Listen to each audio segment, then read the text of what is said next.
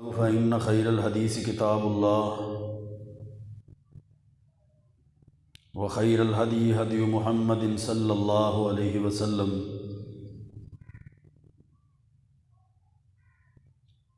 وشر الأمور محدثاتها وكل محدثة بدعة وكل بدعة ضلالة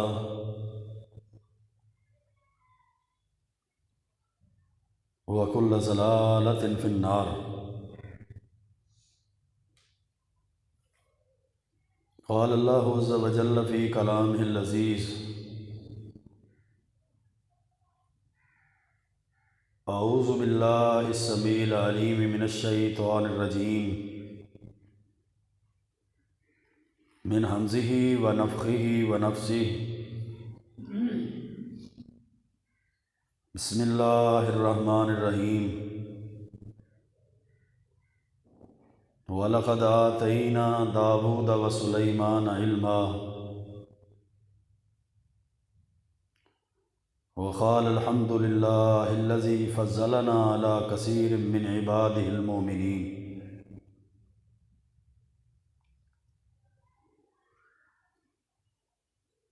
وقال الله عز وجل في مقام آخر: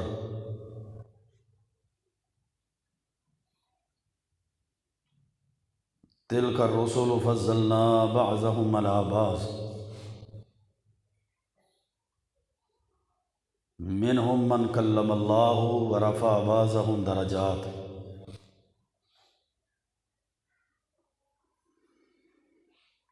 رب اشرح لي صدري ويسر لي امري واحلل عقدة من لساني يفقهوا قولي۔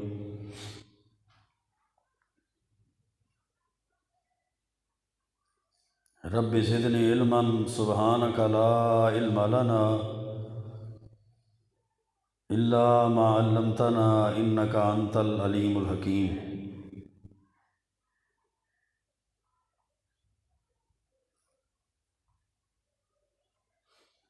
اللہم صل وسلم علی نبینا محمد وعلی آلہ وبارک وسلم وصل علیہ۔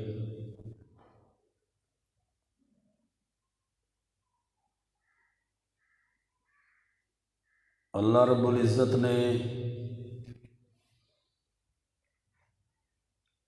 کائنات والوں کی رشد و ہدایت کے لیے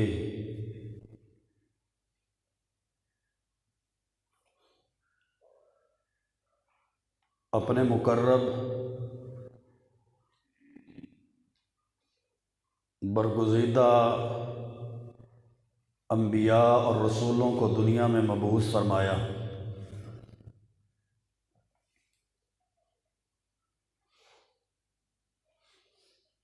جن کی آمد کا مقصد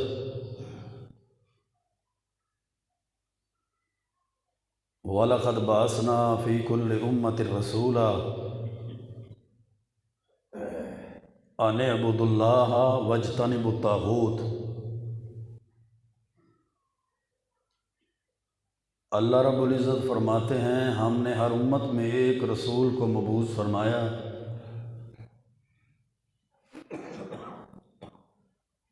اس لیے کہ اس رسول نے اپنی امت کو حکم دیا کہ تم اللہ کی عبادت کرو، طواغیت اور شیطان کی عبادت سے اجتناب کرو۔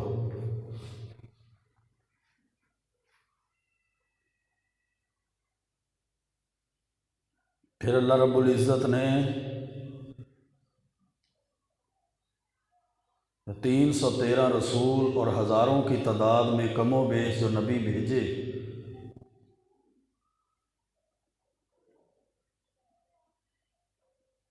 ان نبیوں اور رسولوں میں سے بعض کو اللہ رب العزت نے بعض پہ فضیلت عطا کی۔ تلک الرسل فضلنا بعضهم علی بعض، یہ وہ رسول ہیں کہ جن میں سے بعض کو ہم نے بعض کے اوپر فضیلت دی ہے۔ منہم من کلم اللہ، ان میں سے کچھ ایسے ہیں جن سے اللہ نے کلام کیا ہے، ورفع بعضهم درجات، اور ان میں سے بعض کچھ ایسے ہیں جن کا اللہ نے درجہ بلند کیا ہے۔ وَآتَيْنَا عِیسیٰ ابْنَ مَرْیَمَ الْبَیِّنَاتِ، پھر اللہ تعالیٰ فرماتے ہیں کہ ہم نے حضرت عیسیٰ بن مریم علیہ السلام کو واضح دلائل اور معجزات عطا فرمائے۔ وَأَيَّدْنَاهُ بِرُوحِ الْقُدُسِ،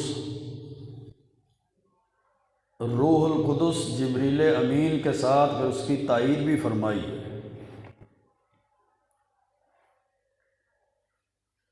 تو گویا اللہ تعالیٰ نے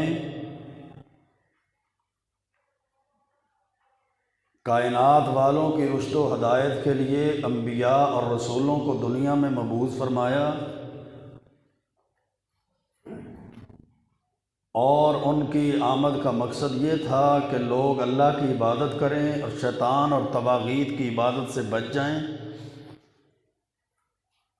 پھر اللہ تعالیٰ نے ان رسولوں اور نبیوں میں سے بعض کو بعض پہ فضیلت دی، پھر ان نبیوں کے ان رسولوں کے واقعات کو اللہ تعالیٰ نے قرآن مجید کے اندر نقل فرمایا، اور ان کی امتوں کے تذکرے بھی اللہ تعالیٰ نے قرآن مجید کے اندر کیے۔ پہلی امتوں کا ذکر قرآن میں اس لیے کیا گیا کہ آخری امت جن کی طرف اللہ تعالیٰ نے اپنے محبوب پیغمبر علیہ الصلوۃ والسلام کو مبعوث فرمایا، وہ پہلی امتوں کی ہلاکت اور بربادی سے سبق سیکھے۔ اللہ تعالیٰ نے 20 نبیوں کا نام لے کر قرآن میں ذکر کیا ہے، اور ان نبیوں میں سے حضرت داؤد علیہ السلام ہیں اور حضرت سلیمان علیہ السلام ہیں۔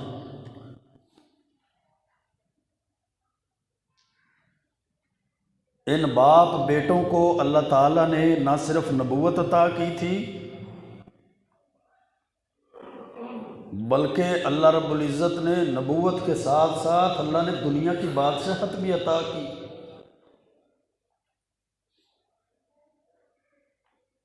دونوں جہانوں کی دولت سے مالا مال کیا۔ حضرت سلیمان علیہ السلام کو اللہ تعالیٰ نے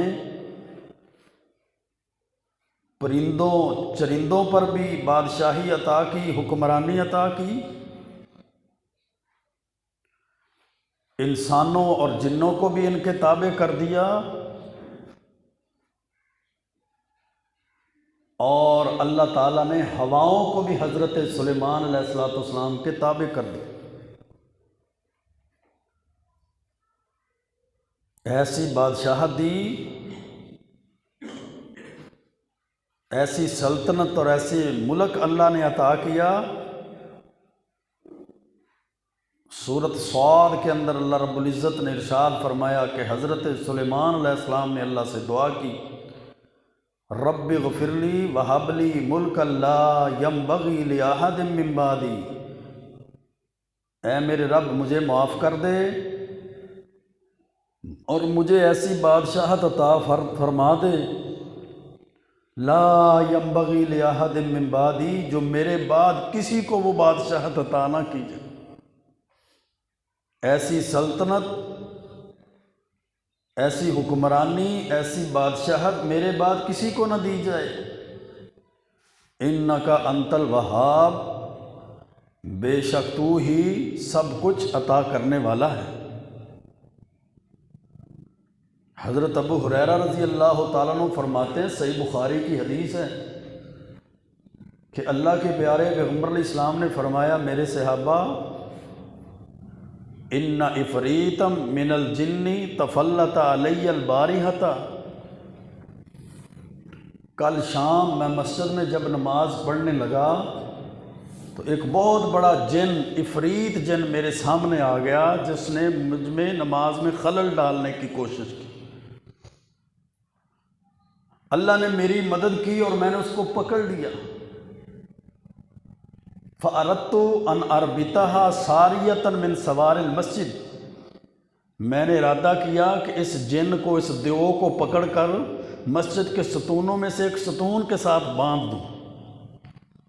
لیکن پھر مجھے یاد آئی حضرت سلیمان علیہ السلام کی دعا، کہ حضرت سلیمان نے اللہ سے دعا کی تھی،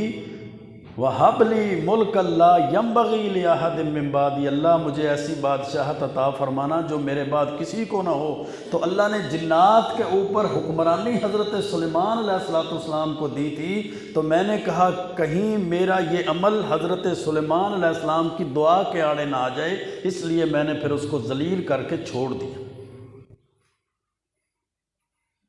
کیا پتہ چلتا ہے کہ وہ خالق، مالک، رب، وہ پوری دنیا کا بادشاہ، وہ پوری دنیا کا پیدا کرنے والا، وہ پوری دنیا پہ اپنا اختیار اور قدرت رکھنے والا، اس اللہ نے اپنے انبیاء میں سے بعض نبیوں کو ایسی ایسی سلطنتیں، ایسی ایسی بادشاہتیں اور ایسی ایسی حکمرانیاں عطا کی ہیں جو اللہ نے دنیا میں کسی اور کو عطا نہیں کی۔ کہ حضرت سلیمان علیہ السلام کی ایسی سلطنت اور بادشاہت کہ پرندے جو بولتے، حضرت سلیمان علیہ السلام پرندوں کی بولیاں سمجھ لیا کرتے، چیونٹیاں بولتی، چیونٹیوں کی بولیوں کو سمجھ لیا کرتے۔ اللہ نے پرندوں کی، حیوانات کی، اللہ نے ان کو بولیاں بھی سمجھا دی کہ بولتے، حضرت سلیمان علیہ السلام اس کو سمجھ لیا کرتے کہ کیا بول رہے ہیں۔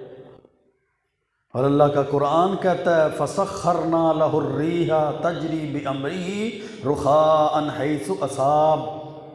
ہم نے حضرت سلیمان علیہ السلام کے لیے ہواؤں کو مسخر کر دیا، ہواؤں کو ان کے تابع کر دیا۔ تجری بِأَمْرِهِ، حضرت سلیمان علیہ السلام کے حکم سے ہوا چلتی، جہاں جانا ہوتا ان کے حکم سے حیث و اصاب، حضرت سلیمان اور ان کے تخت اور ان کے لشکر کو وہاں آرام سے، نرمی سے، آسانی سے ہوا وہاں پہنچا دیا کرتی۔ اللہ نے حضرت سلیمان کو ایسی بادشاہت عطا کی، ایسی سلطنت عطا کی کہ ہواؤں کو حکم دیتے وہ ان کا تخت اٹھاتی۔ بلکہ ایک روایت میں تفسیر ابن کثیر میں حافظ ابن کثیر رحمۃ اللہ علیہ نے لکھا کہ حضرت سلیمان علیہ السلام جب تخت پہ بیٹھتے، ایک طرف ان کے بڑے بڑے انسان ہوتے اور دوسری طرف ان کے بڑے بڑے جنات ہوتے، یہ ان کے تخت کے اوپر انسانوں اور جنوں کے لیے کرسیاں لگائی جاتی تھی۔ پھر ہوائیں اس تخت کو اٹھا لیا کرتی، پرندے اس تخت کے اوپر اپنے پروں کو پھیلا کر سایہ کر دیا کرتے تھے۔ اللہ نے ایسی بادشاہت عطا فرمائی، اللہ نے ایسی طاقتیں عطا فرمائی۔ اللہ کا قرآن کہتا ہے تجری بِأَمْرِهِ رُخَاءً حَيْثُ أَصَابَ، جہاں حضرت سلیمان ہوا کو حکم دیتے، وہ ہوا اس تخت کو اتنے وہ وزن کے باوجود، انسانوں اور جنات کے باوجود اس کو اٹھا کر نرمی سے، آسانی سے وہاں جا کے رکھ دیا کرتی۔ وَالشَّيَاطِينَ كُلَّ بَنَّاءٍ وَغَوَّاصٍ، پھر اللہ رب العزت کا قرآن کہتا ہے اللہ نے بڑے بڑے شیطانوں کو، بڑے بڑے جنات کو، بڑے بڑے دیو کو اللہ نے حضرت سلیمان کے تابع کر دیا، طاقتور جنات کو بھی تابع کر دیا۔ کل بناء وغواص، عمارتیں بنانے والے بھی اور پانی کے اندر غوطہ کھانے والے جنات کو بھی اللہ نے حضرت سلیمان کے تابع کر دیا۔ وآخرین مقرنین فی الاصفاد، اور دوسرے جنات کو بھی اللہ نے حضرت سلیمان کے تابع کر دیا جن کو انہوں نے زنجیروں کے اندر جکڑا ہوتا تھا۔ حضرت داؤد علیہ السلام کو، حضرت سلیمان علیہ السلام کو اللہ نے اتنی نعمتیں عطا کی، اتنے اللہ رب العزت نے ان پر انعامات کیے،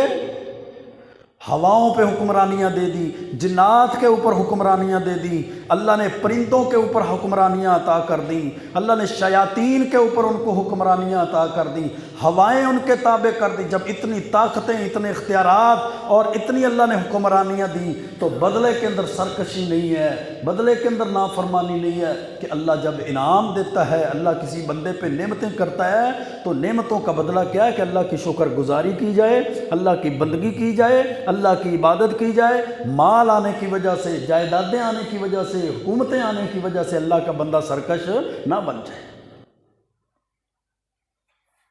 اللہ تعالیٰ نے سورۃ نمل کے اندر نقشہ کھینچا ہے دونوں باپ بیٹے کا۔ حضرت داؤد علیہ السلام باپ تھے، حضرت سلیمان علیہ السلام بیٹے تھے۔ اللہ نے بادشاہتیں، سلطنتیں عطا کی تو وہ بدلے میں کیا کہتے ہیں؟ وقال الحمد للہ الذی فضلنا علی کثیر من عبادہ المؤمنین۔ تمام تعریفیں اس اللہ کے لیے ہیں، تمام تعریفیں اس خالق و مالک کے لیے ہیں جس نے ہمیں بہت سے مومن بندوں پہ فضیلت عطا کی۔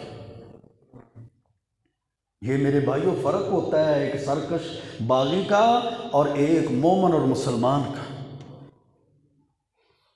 کہ جب اللہ کسی مومن اور مسلمان کو مال دیتا ہے، پیداوار دیتا ہے، جائیداد دیتا ہے، اللہ اس کو دنیا کی نعمتیں دیتا ہے، اللہ تعالیٰ اس کو دنیا کے انعامات دیتا ہے تو وہ سرکش اور باغی اور نافرمان نہیں بنتا بلکہ اللہ کا فرما بردار اور مطیع بندہ بن جاتا ہے۔ یہ فرق ہے۔ جبکہ اس کے بدلے میں نافرمان اور باغی کو جب اللہ نعمتیں دیتا ہے، اللہ سلطنتیں دیتا ہے، اللہ ملک دیتا ہے، اللہ انعامات کرتا ہے تو وہ اللہ کا فرما بردار اور مطیع بننے کی بجائے اللہ کا باغی اور سرکش بن جاتا ہے۔ اللہ رب العزت نے حضرت سلیمان علیہ السلام کا واقعہ سورۃ نمل کے اندر نقل کیا ہے۔ سورۃ نمل کے اندر اللہ نے نقل کیا تفصیل کے ساتھ واقعہ، اور پھر اپنی نعمتوں کا اللہ نے وہاں ذکر کیا۔ پھر اس امت کی رہنمائی کے لیے کہ یہ امت اللہ اور اس کے رسول صلی اللہ علیہ وسلم کی مطیع اور فرما بردار بن جائے، اللہ تعالیٰ نے ان نعمتوں کا ذکر کرنے کے بعد ان کے کچھ واقعات کا ذکر کیا ہے، جن میں سے ایک چیونٹی کا واقعہ ہے، جن میں سے ایک ہدہد کا واقعہ ہے، جن میں سے حضرت سلیمان علیہ السلام کے ساتھ تعلق رکھنے والے ملکہ سبا بلقیس اور اس کے تخت، اس کی بادشاہت کا واقعہ ہے جو سورۃ نمل کے اندر اللہ نے ذکر کی۔ حتیٰ اذا اتوا علی واد النمل، ان کا تخت جب جا رہا تھا، وہ اپنے لشکر کے ساتھ جب جا رہے تھے نا تو ایک چیونٹیوں کی وادی کے پاس سے گزرے۔ قالت نملۃ یا ایھا النمل ادخلوا مساکنکم، تو ایک چیونٹی نے حضرت سلیمان علیہ السلام کے لشکر کو دیکھا کہ جنات بھی ہیں، لشکر میں جنات بھی ہوتے، انسان بھی ہوتے، جانور بھی ہوتے، پرندے بھی ہوتے۔ اب وہ چیونٹی دوسری چیونٹیوں کو رب کا قرآن کہتا ہے کہ کیا کہہ رہی ہے؟ یا ایھا النمل ادخلوا مساکنکم، اے چیونٹیوں اپنی بلوں میں، اپنے گھروں میں، اپنے سوراخوں میں داخل ہو جاؤ۔ لا یحطمنکم سلیمان وجنودہ وہم لا یشعرون، کہیں تمہیں حضرت سلیمان اور اس کا لشکر روند نہ دے اور ان کو پتہ بھی نہ چلے کہ تم ان کے نیچے آ کے مر چکے ہو۔ وہم لا یشعرون، وہ شعور ہی نہ رکھے، ان کو پتہ ہی نہ چلے۔ اب حضرت سلیمان علیہ السلام کو اللہ نے چونکہ جانوروں کی، پرندوں کی بولیاں بھی سکھائی تھی، پرندے بولتے، جانور بولتے، حضرت سلیمان علیہ السلام سمجھ جاتے۔ جب چیونٹی نے باقی چیونٹیوں کو یہ کہا تو غصے ہونے کی بجائے، لڑنے کی بجائے، ان چیونٹیوں کو اکٹھا کر کے سزا دینے کے حکم کی بجائے فتبسم ضاحکا من قولھا، اللہ کا قرآن کہتا ہے کہ حضرت سلیمان علیہ السلام اس چیونٹی کی بات سے ہنسنے لگ گئے، مسکرانے لگ گئے۔ کیوں مسکرائے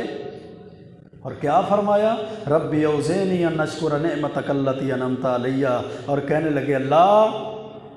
تو مجھے توفیق عطا فرما، اتنی نعمتیں تو نے مجھ پہ کی ہیں، ان نعمتوں کے بدلے میں تو مجھے توفیق عطا فرما ان اشکر نعمتک التی انعمت علی، کہ میں تیری نعمتوں کے بدلے میں تیرا شکر ادا کر سکوں، تیری نعمتوں کے بدلے میں تیرا شکر ادا کر سکوں کہ تو نے مجھے اتنی نعمتیں دیں کہ ایک چیونٹی بولتی ہے اس کی آواز بھی اللہ تو مجھے سناتا ہے، وہ چیونٹی بولتی ہے اس کے الفاظ کی بھی مجھے سمجھ آتی ہے، اس کے کلام کی بھی مجھے سمجھ آتی ہے، اور پھر چیونٹی اپنی دوسری چیونٹیوں کو کیا کہہ رہی ہے کہ اپنی بلوں کے اندر سوراخوں میں گھروں میں داخل ہو جاؤ، کہیں سلیمان علیہ السلام اور اس کا لشکر تمہیں روند نہ دے، وَهُمْ لَا يَشْعُرُونَ، اور ان کو پتہ نہ چلے کہ تم ان کے نیچے آ کے مر چکی ہو، وَهُمْ لَا يَشْعُرُونَ، اس پہ ناراض نہیں ہوئے کہ سلیمان علیہ السلام کو اللہ نے اتنی بادشاہتیں دی ہیں، اتنی حکمرانیاں دی ہیں، اتنی سلطنتیں دی ہیں، پرندوں کے اوپر، جانوروں کے اوپر، ہواؤں کے اوپر حکمرانیاں دی، جنات اور انسانوں کو اور جانوروں کو اللہ نے ان کے تابع کر دیا، یہ میری گستاخی کر رہی ہے کہ مجھے پتہ نہیں چلے گا؟ بالکل ان کا یہی عقیدہ تھا، اس لیے وہ ناراض نہیں ہوئے کہ پتہ نہیں چلے گا، ان کو پتہ تھا کہ اللہ کا قرآن، اللہ کا اختیار، اللہ کی صفات ہیں، وَلِلَّهِ غَيْبُ السَّمَاوَاتِ وَالْأَرْضِ، پوشیدہ باتوں کو، ظاہر باتوں کو، آسمان کی باتوں کو، زمین کی پوشیدہ باتوں کو صرف اللہ ہی جانتا ہے، اللہ کے علاوہ کوئی نہیں جانتا۔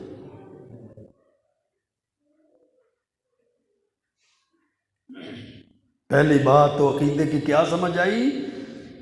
کہ اللہ کے اس اختیار جو علم غیب کی صورت میں ہے وہ اللہ کے لیے خاص ہے، غیر اللہ کے لیے نہیں ہے۔ اللہ نے سورۃ حشر کے اندر بھی اور قرآن کریم کے 20 مقامات پر اسی طرح حکم دیا، اسی طرح ارشاد فرمایا، هو اللہ الذی لا الہ الا هو عالم الغیب والشہادہ، اللہ وہ اللہ ہے، وہ ذات ہے جس کے علاوہ کوئی معبود نہیں، عبادت کے لائق نہیں، معبود برحق نہیں ہے، وہ غیب کو بھی جاننے والا اور ظاہر کو بھی، حاضر کو بھی جاننے والا۔ پھر اللہ رب العزت نے دوسرے مقام پہ فرمایا، وَلِلَّهِ غَيْبُ السَّمَاوَاتِ وَالْأَرْضِ وَإِلَيْهِ يُرْجَعُ الْأَمْرُ كُلُّهُ، آسمان اور زمینوں کا غیب صرف اللہ کے لیے ہے، اللہ ہی جانتا ہے، وَإِلَيْهِ يُرْجَعُ الْأَمْرُ كُلُّهُ، تمام کے تمام معاملات بھی اللہ کے ہی طرف لوٹائے جاتے ہیں۔ کیا معنی ہے؟ غیب بھی اللہ جانتا ہے، تمام معاملات بھی اللہ کی طرف لوٹائے جاتے ہیں، معنی کیا ہوا؟ تمام اختیارات کا مالک مختار کل بھی اللہ ہی ہے۔ اللہ نے اپنی صفات کو مخلوق میں شامل نہیں کیا، اللہ نے اپنے اختیارات کو مخلوق کے اندر تقسیم نہیں کیا، یہ اللہ ہی ہے جس کے پاس سارے کے سارے اختیارات ہیں، یہ اللہ ہی ہے جس کے پاس ساری کی ساری طاقتیں ہیں، یہ اللہ ہی ہے جس کے پاس ساری کی ساری بادشاہتیں اور ساری کی ساری قدرتیں ہیں۔ اللہ رب العزت نے اپنے نبیوں کو انعام کیا، نعمتیں دیں، تو بدلوں میں انبیاء نے کیا دعائیں کی؟ ربی اوزینی ان اشکر نعمتک التی انعمت علی وعلی والدی، اے اللہ مجھے توفیق عطا فرما کہ میں تیری نعمتوں پہ شکر ادا کروں جو تو نے مجھ پہ کی اور میرے والدین پہ کی، وان اعمل صالحا ترضاہ، اور میں نیک عمل کروں جس پہ تو راضی ہو جائے، وادخلنی برحمتک فی عبادک الصالحین، اور مجھے اپنی رحمت کے ساتھ اپنے نیک بندوں میں شامل فرما دے۔ یہ ہیں دعائیں میرے بھائیوں جو نعمتوں کے بدلے میں کی جاتی ہیں، یہ ہیں دعائیں جو اللہ کی توفیق، اللہ کی رحمت کے بدلے میں، ہدایت کے بدلے میں، دنیا کے مال کے بدلے میں کی جاتی ہیں۔ دنیا میں اللہ مال دیتا ہے، دنیا میں اللہ سلطنتیں دیتا ہے، دنیا کی اللہ حکمرانیاں اور بادشاہتیں دیتا ہے، دنیا کے اندر اللہ اس بندے پہ نعمتیں کرتا ہے، اپنی رحمتیں کرتا ہے۔ تو یہ دعائیں ہیں جو بدلے میں کی جاتی ہیں کہ اللہ مجھے توفیق دے دے، میں تیرا شکر ادا کروں، میں تیری عبادت کروں، اللہ مجھے توفیق دے دے، میں ایسے عمل کروں جس پہ تو راضی ہو جائے، اور مجھے بھی اپنے نیک بندوں میں شامل فرما لے۔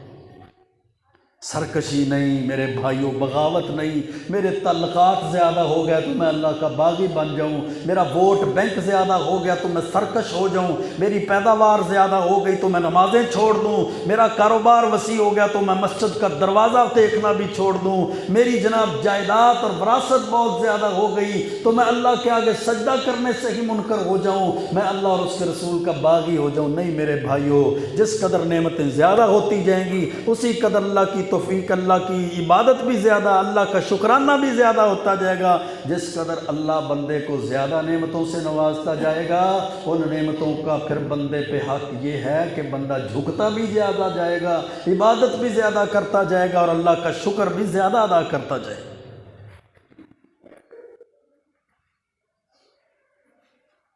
پھر یہ لشکر جا رہا تھا،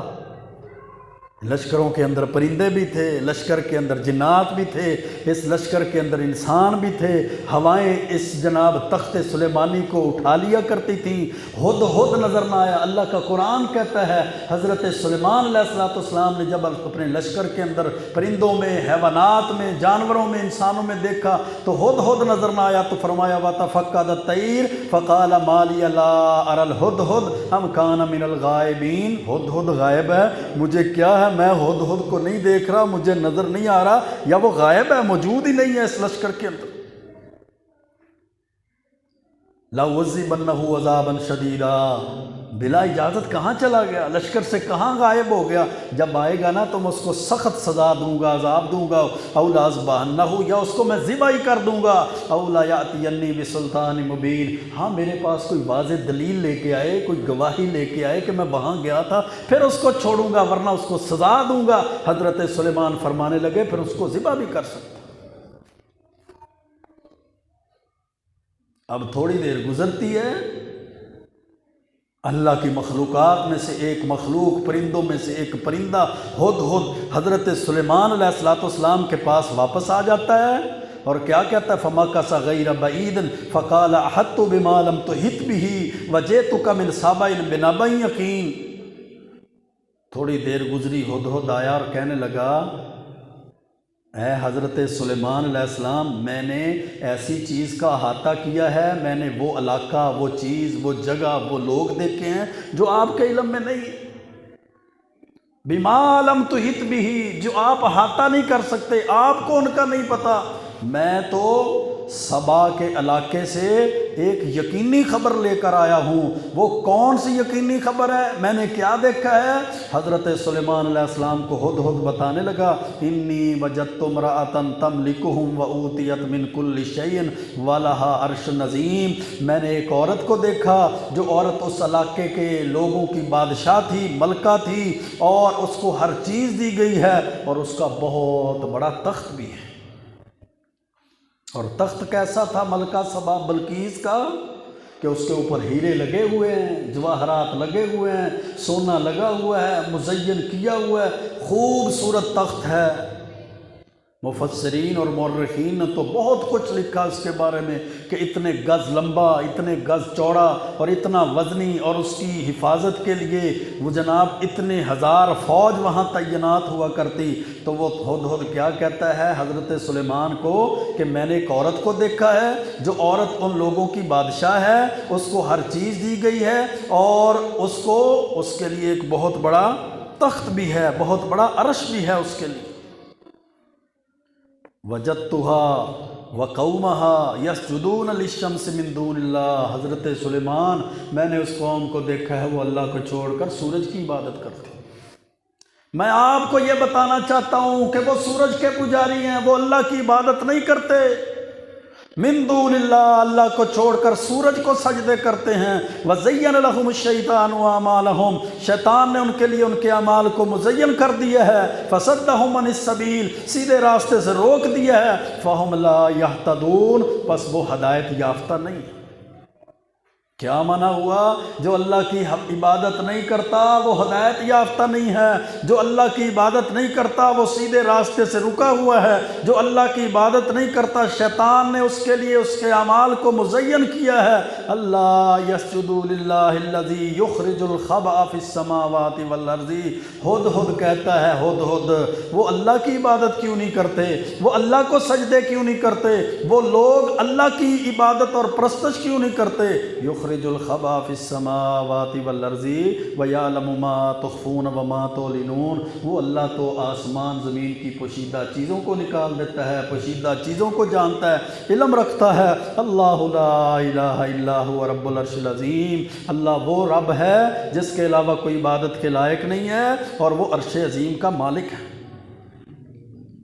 یعنی اللہ رب العزت نے اس پرندے کو یہ شعور دیا ہے، اس کی فطرت کے اندر یہ بات ڈالی ہے کہ اللہ کی عبادت کی جاتی ہے، اللہ کے علاوہ کسی کی عبادت نہیں کی جاتی، چاہے وہ جتنی سلطنتوں کا مالک ہی کیوں نہ ہو جائے، چاہے وہ جتنی طاقتوں کا مالک ہی کیوں نہ ہو جائے، چاہے وہ جتنی مرضی لمبی چوڑی بادشاہت کا مالک ہی کیوں نہ ہو جائے، چاہے اس کا تخت اور عرش کتنا بڑا ہی کیوں نہ ہو جائے، اللہ نے ہدہد کے ذہن میں، ہدہد کی فطرت میں یہ بات ڈالی ہے پرندے کی کہ عبادت کے لائق صرف ایک اللہ ہی ہے۔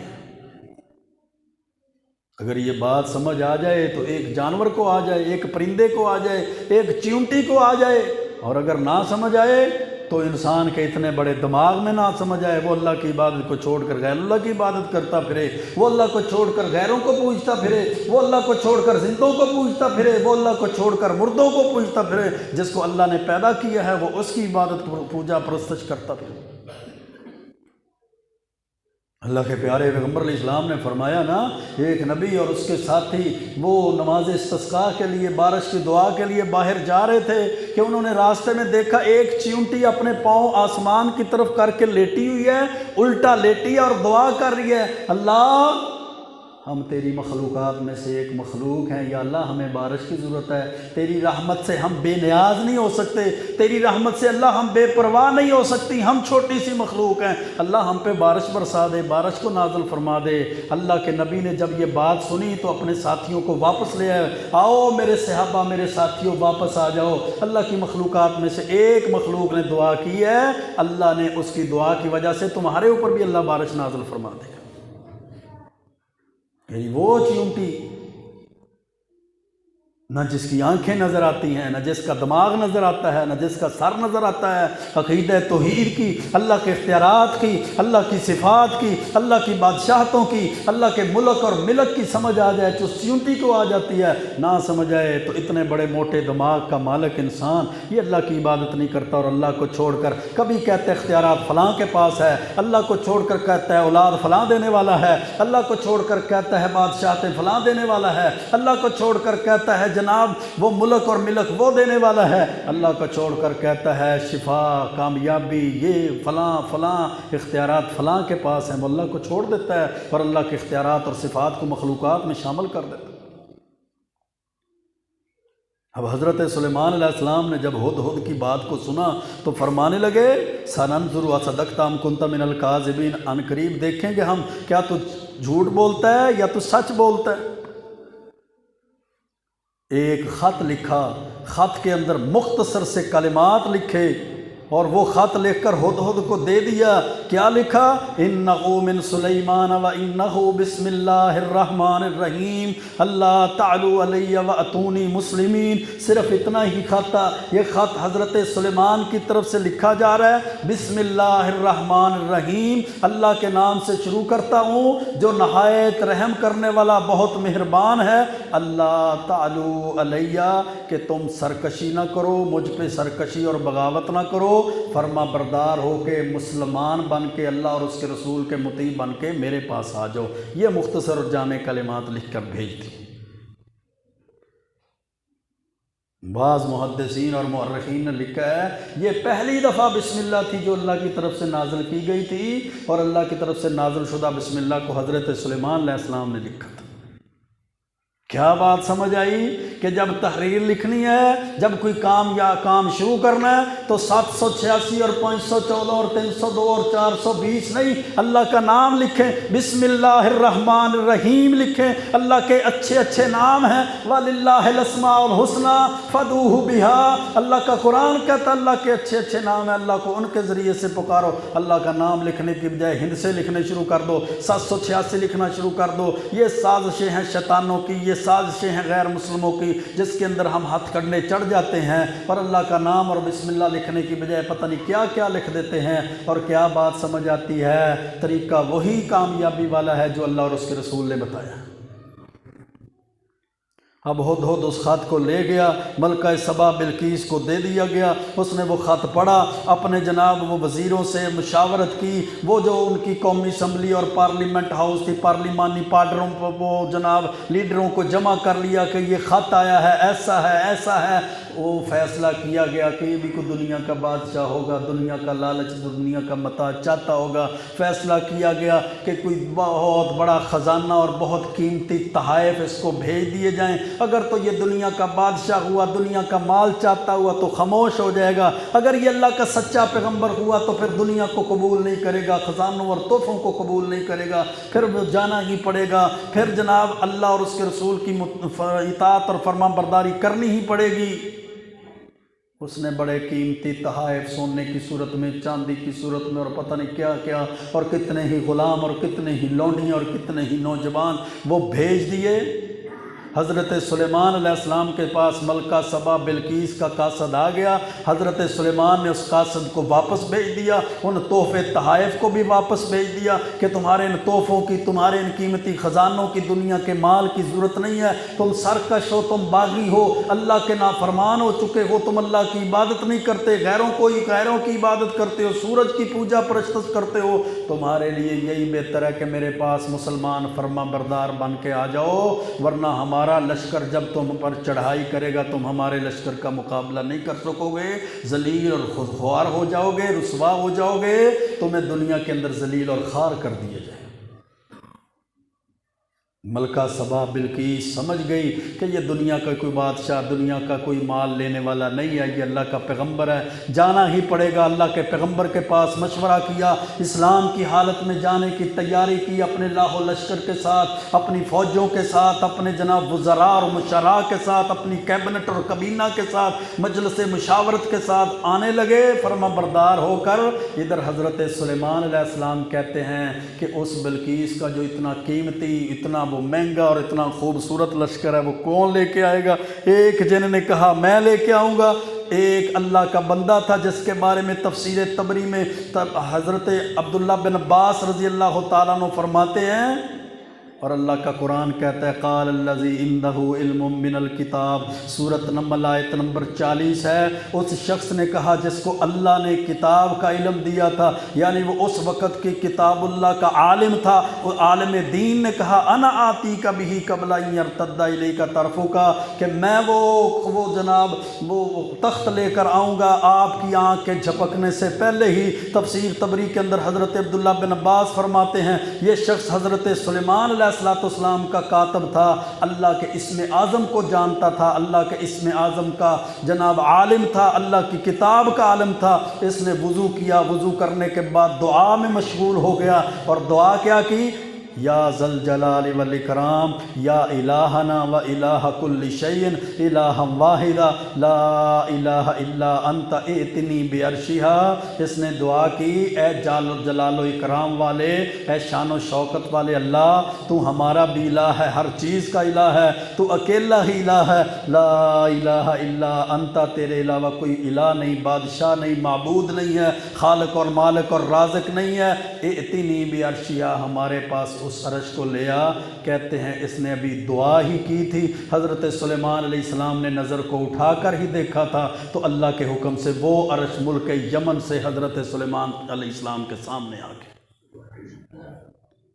یہ اللہ کے اختیارات، اللہ کی طاقتیں، پھر اللہ کے نیک بندے جن کی اللہ سنتا ہے، جن کی دعاؤں کو قبول کرتا ہے، مستجاب الدعوات ہیں، جو اللہ کی عبادت کرتے ہیں، اللہ کے مقرب بن جاتے ہیں، اللہ کے برگزیدہ بن جاتے ہیں۔ یہ دین کے عالم، کتاب اللہ کے علماء، اسم اعظم کیا معنی بنا؟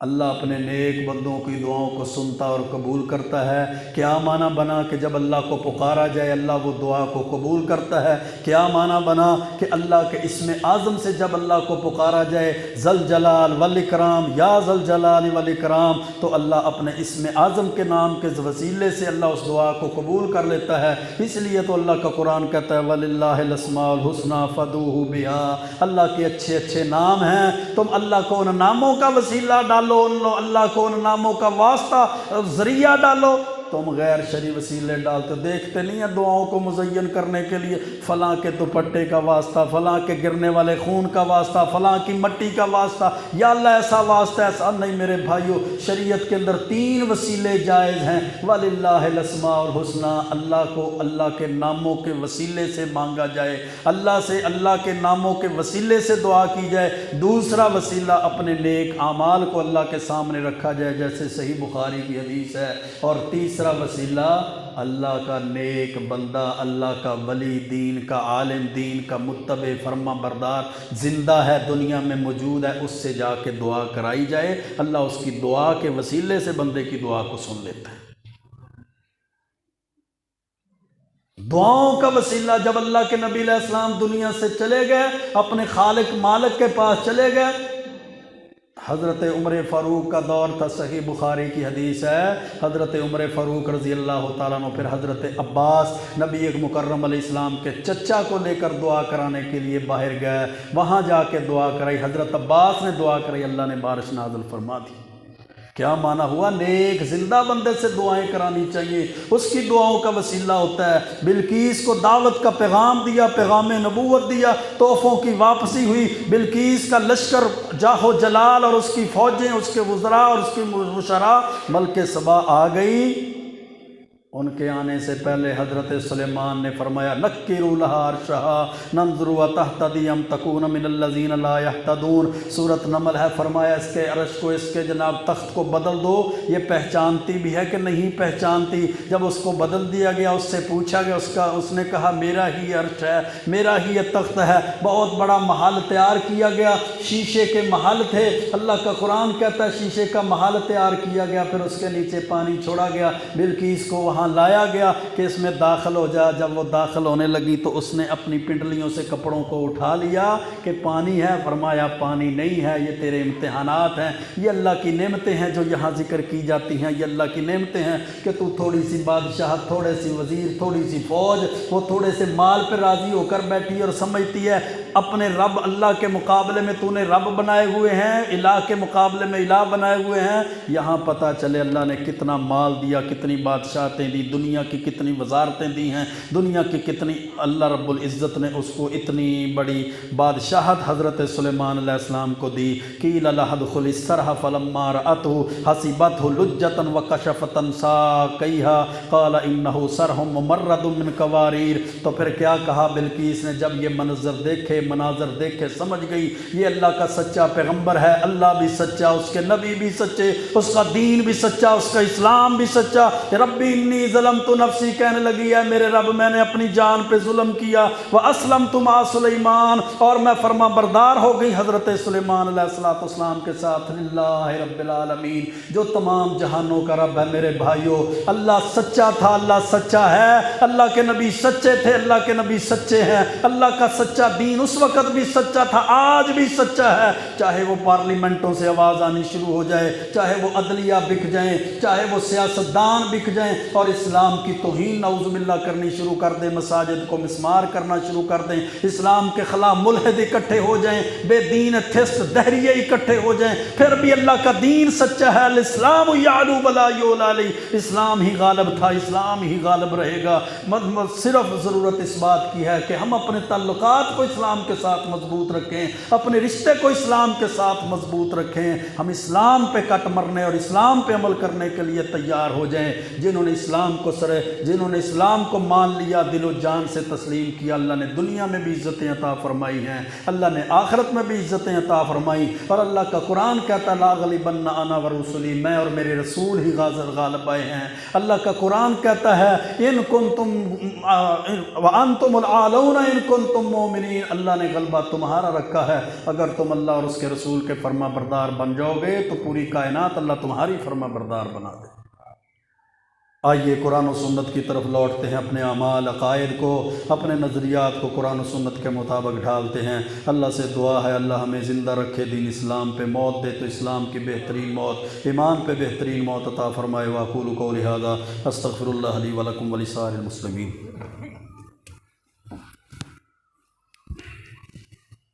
إن الحمد لله نحمده ونستعينه ونستغفره ونعوذ بالله من شرور أنفسنا ومن سيئات أعمالنا من يهده الله فلا مضل له ومن يضلل فلا هادي له وأشهد أن لا إله إلا الله وحده لا شريك له وأشهد أن محمدا عبده ورسوله أما بعد فإن خير الحديث كتاب الله وخير الهدي هدي محمد صلى الله عليه وسلم وشر الأمور محدثاتها وكل محدثة بدعة وكل بدعة ضلالة وكل ضلالة في النار إن الله وملائكته يصلون على النبي يا أيها الذين آمنوا صلوا عليه وسلموا